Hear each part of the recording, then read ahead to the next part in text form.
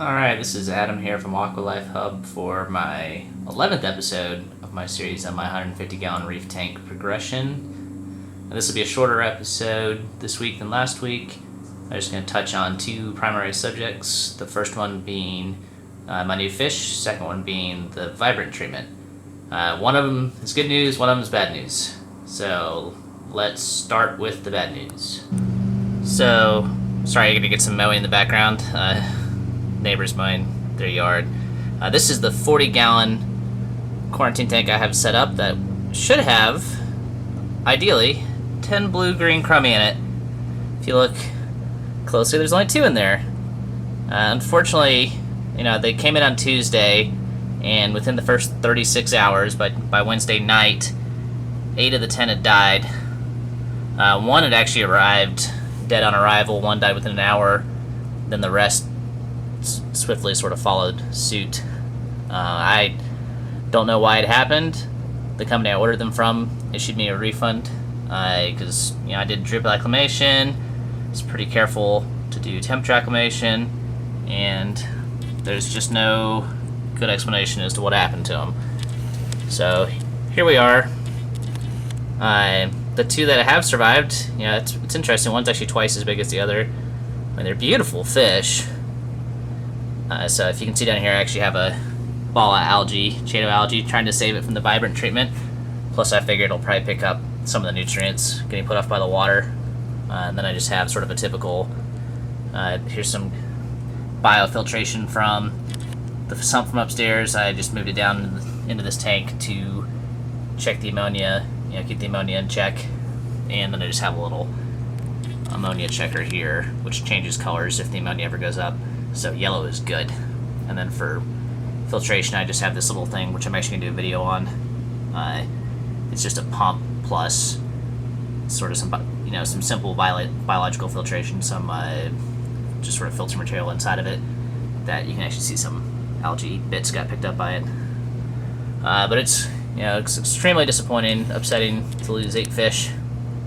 I expected probably 1 to die in shipment. I know they're not the most durable fish for shipping, so I would not have been surprised to have lost 1, but losing 8 to 10 is just disheartening. So I'm actually going to order a fox face and a Bengal cardinal to keep in here to quarantine as well as these 2. I don't really want to run this tank for 4 weeks. It's a 40-gallon, so I'm going to get 2 more fish in here to make this quarantine process a little more worthwhile for me. Plus, I'd like to do a fox face anyway, so we'll just go ahead and do that. And I will definitely try some. Well, I'll see how these 2 do. These 2 Blue Green Chromis do, but I will most likely pick up some more of these locally. I'm not going to try to ship these again. That was upsetting. All right, let's move on to the better news of the week. All right, back upstairs in the display tank. Here's the good news of the week. Look at how little algae is still on these rocks. Look at that. There's still a little bit of algae in the sand,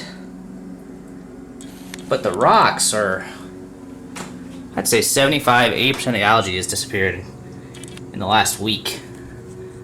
The vibrant is definitely doing its job. Of course, not everything can go well. My hammer's not taken to this vibrant treatment quite as well as some of the other corals. It definitely looks like it has a little bit of tissue loss. The torch still looks super happy. And the soft corals could not be happier with this. They've sort of taken off.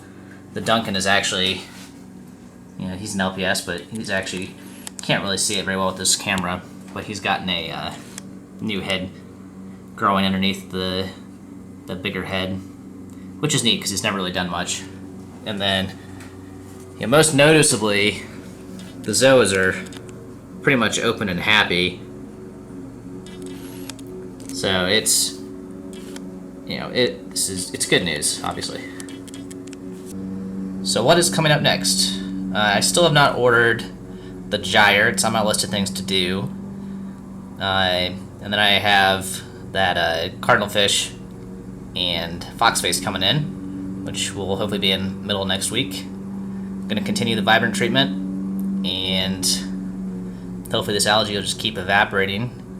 And once we get that under control, hopefully we'll get some more growth going in here. Things have been sort of slow to grow, but like I said, nothing looks too bad. A couple of them look a little less happy than usual, but that's fine. Interestingly enough, the nitrates are still 0, so I'm not totally sure how that works, since I may need to get a new test kit. I can't imagine the nitrates are actually 0 in this tank with all this dead algae floating around. But that's sort of all I have for you guys this week. It's some good news, some bad news.